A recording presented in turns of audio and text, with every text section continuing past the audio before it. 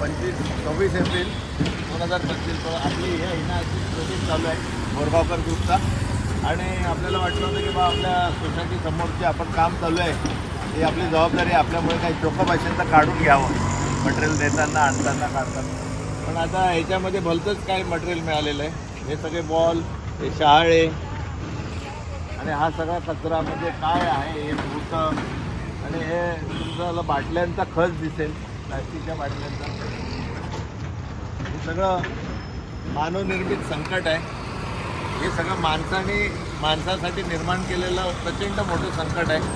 त्याच्यासाठी आमचा संघर्ष चालू असतो. माझी विनम्र आव्हान आहे, विनंती आहे आपल्या रहिवाशांना की कृपया अशा प्लास्टिकच्या बाटल्या आणि हे सगळे शहाळे, चपला, बॉल खेळण्याचे हे असं टाकून असं कुठलं विकृत आनंद तुम्हाला मिळतो, कुठलं विकृत सुख मिळतं आणि कशासाठी?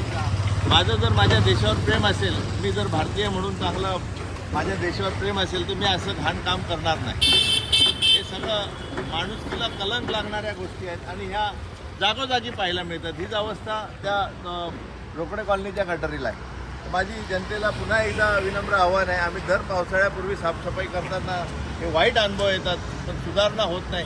या विकृतीला कुठेतरी ठेचा वेळीच आणि कुठलीही प्लॅस्टिकची वस्तू किंवा बूट, शहाळे गटारीमध्ये जाणार नाही याच्यासाठी जनजागृती करा. विनम्र आव्हान. धन्यवाद.